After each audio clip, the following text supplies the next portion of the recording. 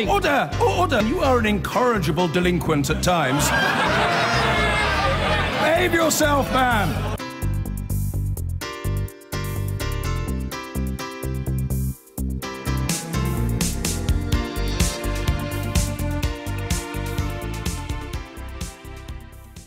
Now, he was Donald Trump's preferred choice, but mainstream Republican Luther Strange has lost the battle to become the party's Senate candidate in the state of Alabama to a controversial evangelical conservative.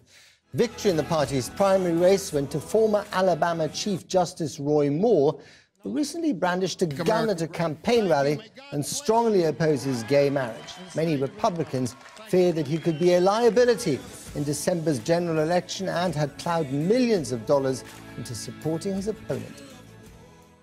Well, Roy Moore might be a hardline conservative, but right-wing American politics has a far more extreme fringe, one that's growing fast. In August, there were violent clashes after a Unite the Right march at the University of Virginia in Charlottesville, which left one anti-fascist protester dead. Far-right leaders who talk of being emboldened by President Trump's ambiguous response are stepping up their fight on campuses across America, testing the right to free speech to its very limit. Inigo Gilmore reports now from Auburn University in Alabama, and a warning: viewers may find some language offensive.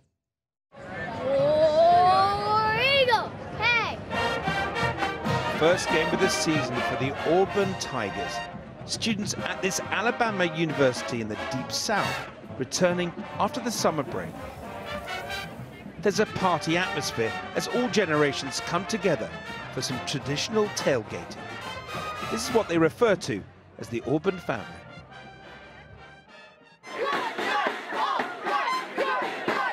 Early this year, a very different scene. Confrontation and conflict on campus when far-right leader Richard Spencer turned up here. A new world of power, a new world that can express what is in our soul. Would come to Auburn as it's one of the universities now being targeted by far-right provocateurs who stand accused of manipulating the concept of free speech as a way to spread their divisive message. Not that black cloud that hangs over all of us, that black cloud of pain and sin and weakness. At the time of Spencer's visit, a website appeared under the banner of the White Students' Union. Its segregationist message deeply provocative in a part of America scarred by deep racial divisions. Far-right is accused of stirring conflict on campus by using freedom of speech as a shield. I wanted to know what students, past and present, made of the issue. Do you think that's something that they should have? There should be a formal white students' union? Should they be entitled to create? Well, is there a black student union? There's this black student union, there's a Muslim student union, there's a Hispanic student, there's an Asian, yes, then the whites should be as well. They should be entitled to form their own. I think so, yes. Just because we're white, we should not just step aside and let anybody take over everything for us. I mean, we have rights too. Do you think there should be a white students' union that talks about segregation? I don't think so. I think every single person on this earth was made to be the person that they are every single day, and I don't think there should be any segregation, separation, but that's what the group believes in. They believe in segregation and protecting whites and white culture. So, and if they believe that, they have freedom of speech to believe that way, but I don't think them as themselves should approach other people and force them to be a part of it. The game gets underway. The Tigers cheered on by their fanatical supporters. Auburn's 88,000-seater stadium, bigger than any in the English Premier League. Many students are the kids of Alabama's wealthy elite. Less than 7% are African American, a ratio out of kilter with Alabama as a whole. Some students want to make this campus whiter still. We tracked down a student who described himself as the president of the White Students' Union. He wouldn't give his name nor face the camera, but he was not shy to air his offensive views. This country is so divided, it cannot continue as it is. The humane thing is to split it up. The inflammatory leaflets he posts around the campus shows how he favors separating different ethnic groups. But yeah, let's take a look at another one. How about announcing a friendly divorce for white conservatives who need safety from globalists, from bankers, from Islamism.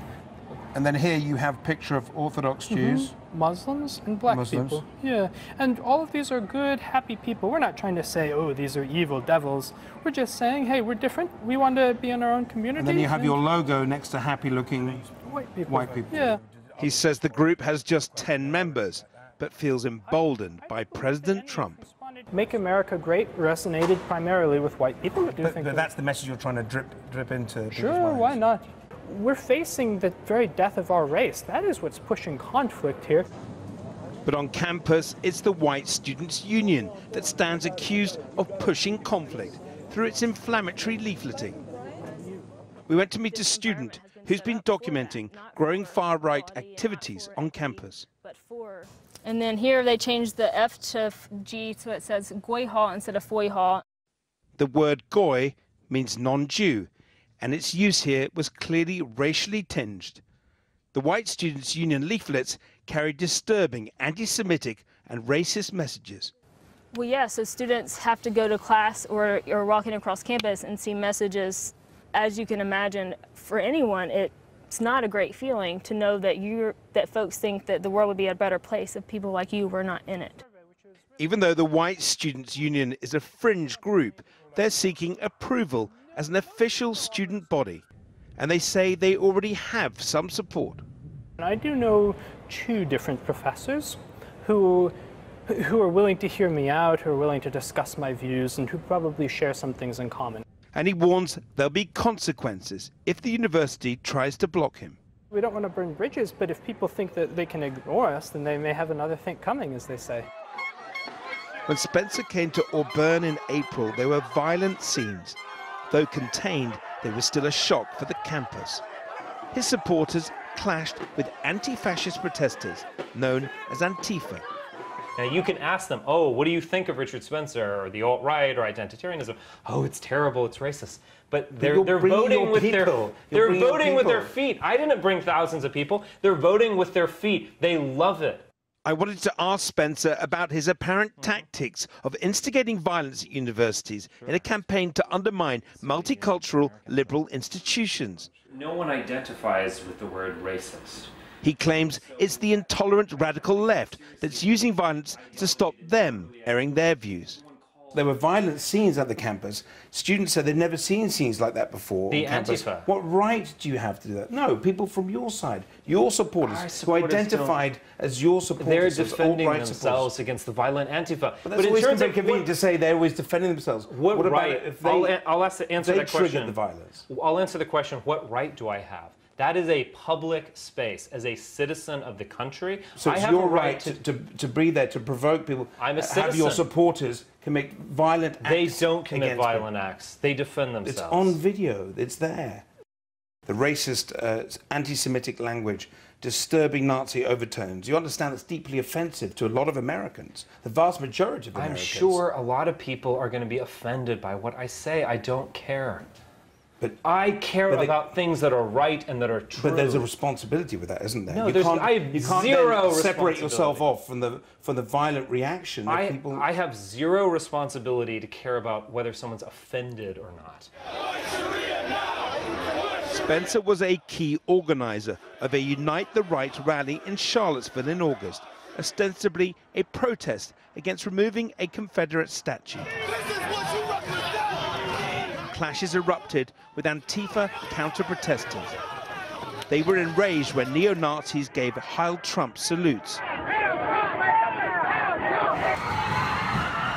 A young counter-protester was later killed and many more injured in scenes that shocked America. Trump's equivocal response in blaming many sides was widely vilified. We condemn this egregious display of hatred, bigotry, and violence on many sides. On many sides. You will not replace us. At a university in Charlottesville, several students were among those hurling anti-Semitic and racist abuse. White lives matter! Some were later identified as official college Republican members. Also in Charlottesville, this young Republican, a big fan of President Trump, Nicholas Fuentes, has his own YouTube channel. It doesn't matter how you get the points, it just matters that you get the points. And the loser dies. The loser is exterminated. Once they get to a point where the black team gets a huge lead, black team just kills white team. And that's basically the world we're living in. I don't have to spell out the analogy, but that's basically it. Next stop for Fuentes, Auburn University. He says he's transferring from Boston University to the Alabama campus after receiving death threats. And he's already been in touch with the White Students' Union at Auburn. The college campus is a fertile ground to have these conversations because you have a lot of young people who are very charged up, who have a lot of conviction in their beliefs, and I think it's a perfect place to have this discussion. For me, it's this heavy, just weight that you feel when you realize, like, wow, there are people that hate me for no reason, or there are people that hate me because of the color of my skin. For some students, the far right's targeting of their campus has disturbing implications. When Spencer came here, what was the general reaction among black students that you spoke to or that you saw? People were uneasy. People were angry. People were confused about why this is even happening. And the Auburn authorities are torn over how to balance freedom of speech with the rights of their students. The Academy holds freedom of speech as a pretty high value. At the same time, we hold diversity and inclusion as well as the safety of our campus community in high regard as well. And here lies the dilemma. How should universities react or indeed intervene when the far right is seen to be hijacking freedom of speech, something sacrosanct in American society? It's a dilemma made more acute when the president's stand on the far right has been so ambiguous. Inigo Gilmore in America.